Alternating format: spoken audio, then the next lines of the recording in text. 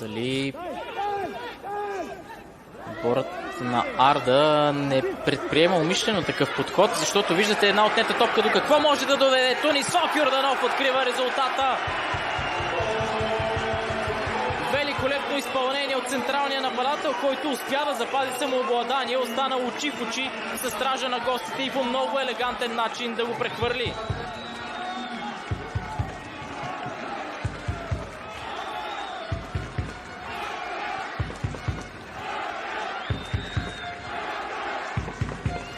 Втора поредна среща, в която Тунислав Йорданов успява да спише, а ето тук как веднага в среща. Именно той е една от промените.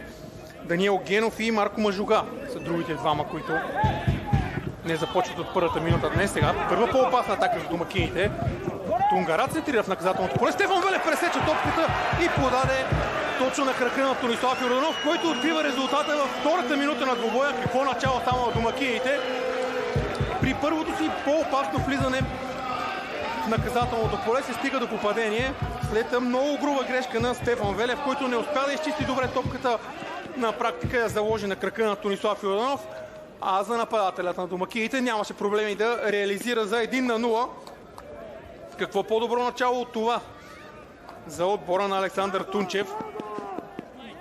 Връщането си в Кърджали междувременно. 11-метрови наказателен удар е потвърден, така че ето го и сигнала на Георги Кабаков.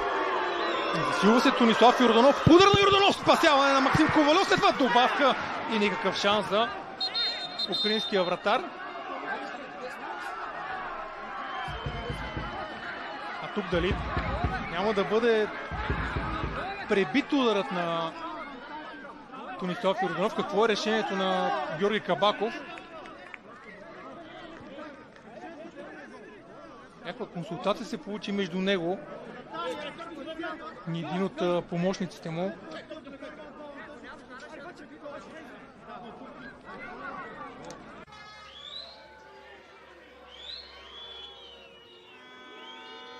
Потвърдена е дуспата. Чуваме и сигнала на Георги Давидов. Тунислав Йорданов се засилва. Удар на Тунислав Йорданов. Безкомпромисно изпълнение. 1-1. Резултатът е изравнен в 82-та минута. Много майсторско изпълнение на Тунислав Йорданов, който не оставя абсолютно никакъв шанс на Петър Деварлиев. Е, така се изпълнява дуспа в решителен момент.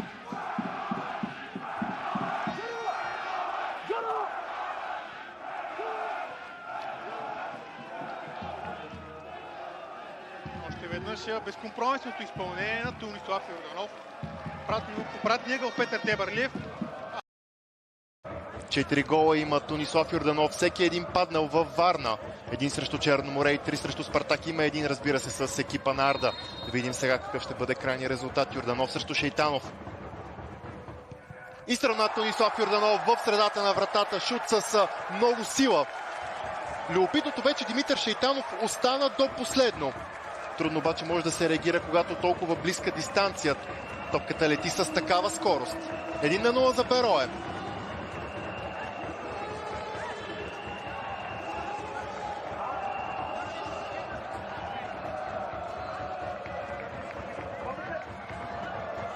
Ето го изпълнението на Тунислав Йорданов. Обърнах ви внимание, че точно преди дуспата Риболе, притиснат от Цветков и Ивей. Пък успява да намери младежкия национал. Той към Мара. Топката стига до Сърка, който може да стреля с десния крак. Прави го. Тунислав Йорданов може успява да овладее и отново стреля. 2-0 за Берое. Тунислав Йорданов успява да отбележи своя втори гол за Зарали, след като успя да се разпише и срещу Черноморе, отново тук във Варна. Определено морския въздух се отразява добре на нападателя.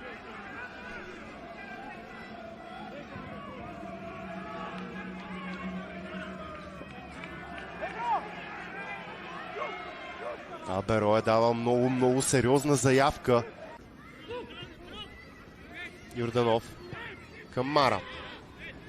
Сега Серкан може да комбинира с Мечев, в крайна сметка намира Спас Георгиев, пред когото има пространство и може да центрира. Прави го Тунислав Йорданов! 3-0 за Берое!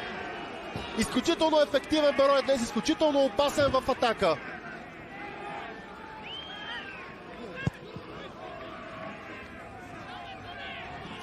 Разбира се, комплименти и за Спас Георгиев в своя 100-тен матч в елита. Успя да сложи топката на главата на неговия съотборник с номер 98,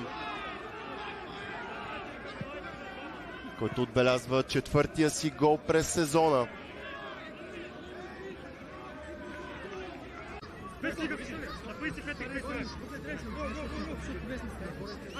Отстрани се дочи репликата без експерименти, завърши си хеттрика. Да видим дали ще стане сега. Тонислав Йорданов, още един гол за Берое, 4-0 за Зарали и хеттрик за Тонислав Йорданов, който със сигурност ще запомни днешната среща.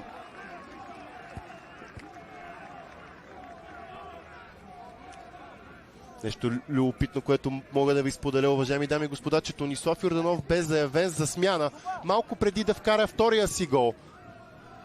Сега Калуян Кръстев и Ромарио също така са край страничната линия, готови да влязат. Една от заявените смени бе именно на Йорданов. Формация с 4 защитници в линия. Да видим все пак какво ще е решението на Николай Киров. Има го варианта, в който пък и Густаво Каскардо да бъде върнат като трети централен защитник. Всичко това обаче остава на заден план, тъй като Тонислав Йорданов успява да изравни резултата секунди след извършената промяна. Минутата е 72-а. Включили се като резерва, Тонислав Йорданов успява да реализира първото си попадение с фланелката на Берое, след като се присъедини към тима през зимата от няколко метра пред гол линията. Асистенция от тъч в случая. Така дойде попадението на Тонислав Йорданов. Неподготвена отбрана. Тимокините пък не се възползваха на свой ред от въпросната неточност и сега Арда се впуска в атака. Ковачев. Тонислав Йорданов опита да върне обратно към Ковачев. Там Никола Борисов с много точна намеса. Арда открива резултата. Тонислав Йорданов е човека, който се оказа на точното място, за да вкара първото попадение в този двубой.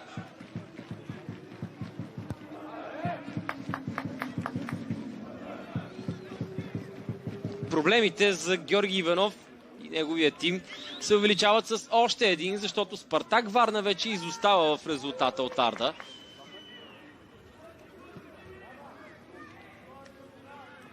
И всичко тръгна.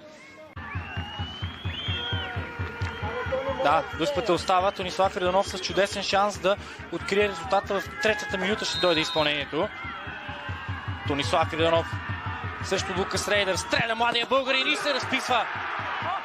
Чудесно изпълнение на Тонислав Йорданов в долния десен ъгъл на вратаря. Много трудно за спасяване топка, макар тя да изглежда сравнително близо до германеца. Много трудно за всеки един вратаря да спаси Дуспа, когато удара отправен по земя.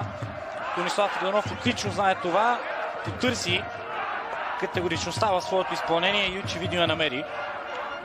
Внимателен Рейдър, за да не трябва да се пребие Дуспата. Локомотив Пловдив има негативен опит с по-ранни навлизания, в грешки на вратаря. Шанс за пето попадение на Тонислав Йорданов в сблъсъците на Арда и Берое. Сигналът е даден. Тонислав Йорданов с възможност да направи резултата 2-2 и го стори. Имаше възможност пред Геннади Ганев да спаси в трети последователен двубой. Не го направи. И по-важното в този момент е, че Арда изравнява, макар и с човек по-малко.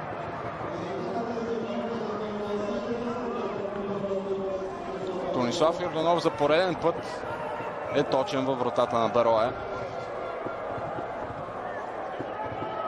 Петия случай, в който това се случи. Това става, това... Вижте само колко назад са се върнали Светослав Дяков и Абел Анисе. Грешка след това обаче на капитана на Орлите. И сега възможност за Иван Тилев да стреля. Хитро подаване на Иван Тилев към Тонислав Йорданов. Арда излиза напред в резултата. В крайна сметка хората на Николай Киров успяха по най-добрия начин да се възползват от тази грешка на Светослав Дяков при изнасянето на топката в по-предни позиции.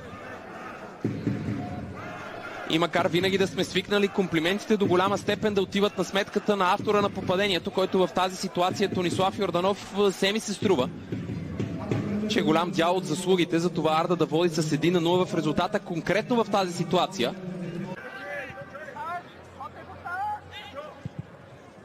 Илин Желев получи от Алекс Петков. Деян Лозев. Още едно добро включване от Деян Лозев с центриране към Тонислав Йорданов 1-0. Че по-активните действия на Арда водят и до откриването на резултата. Минутата е 40, а Тонислав Йорданов прибавя още едно попадение на своята сметка, след като смени Българска армия с Арена Арда.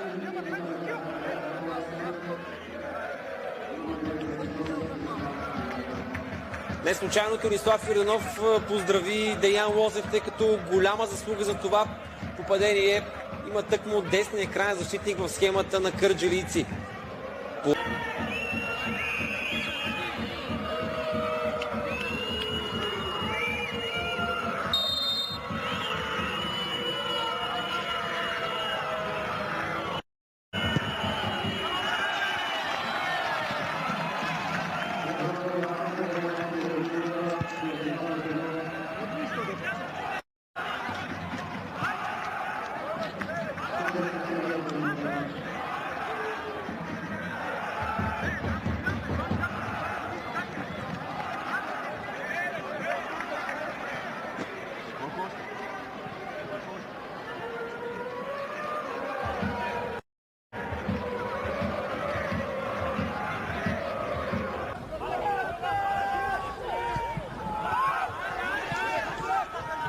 Румен за Арда, отново той получава топката и Тилев е в предни позиции, там е и Йорданов.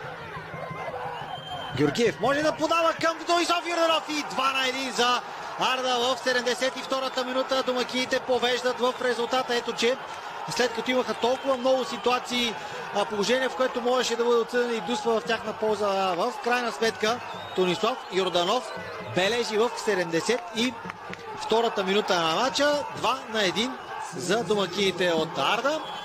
Добра атака, в която този път подаването на Георгиев беше точно в тази зона, където Тонислав Йорданов можеше да засече топката и да я прати. И това ще се случи след статичното положение сякаш. Преди това Румен Руменов ще подава. Ето го центрирането Румен Руменов. Геннади Ганев излиза, а Тонислав Йорданов бележи в втори пореден матч. Този път е попадение с глава от Тонислав Йорданов. Отново от статично положение, но не от дуспа, както на армията. Тонислав Йорданов се превръща в основния голмайстор за Арда в първенството по присъствието на Жуниньо. И съвсем разбираемо. Прекрасна работа от Румен Руменов. Трябва да бъде отчетено неговото центриране. Трябва да бъде отчетено и че никак не е случайно това, че Тонислав Йорданов се пребори във въздуха и стреля с глава. Той го направи и по-рано в това полувреме. Последната минута от добавеното време, Тонислав Йорданов зад топката.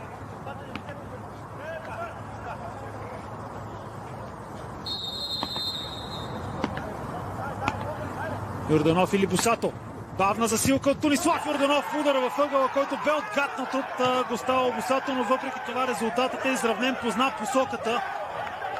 Густаво Бусато, но нямаше какво да направи срещу достатъчно доброто изпълнение на Тонислав Йорданов. Хладнокръвие запази младият централен нападател, който срещу бившия си отбор сякаш е на път да донесе точката. Чакаше до последно Бусато.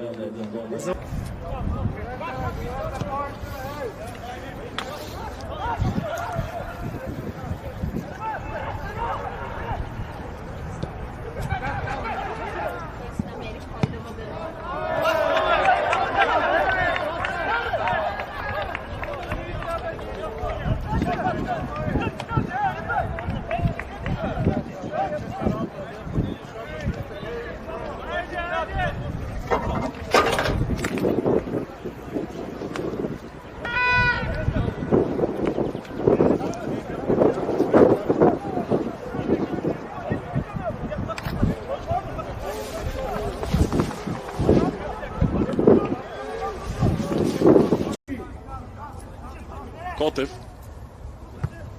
Наляво към Спас Делев. Добро първо докосване от Спас Делев. Влиза навътре. Търси възможност да комбинира с Александър Георгиев. Ще стигне до топката Александър Георгиев. Възможно за Арда 1-0. Резултатът открит в 15-та минута. Гостите от Кърджали стигат до попадение. Ето че при първия случай, в който Арда успя да организира нападение, което да направи така, че Славия да е в по-разредена защита, Тонислав Йорданов се възползва от това и открива резултата. Ма не бе, ритни го да не мине. Тя мина, топката мина и отиде на там и те пусна.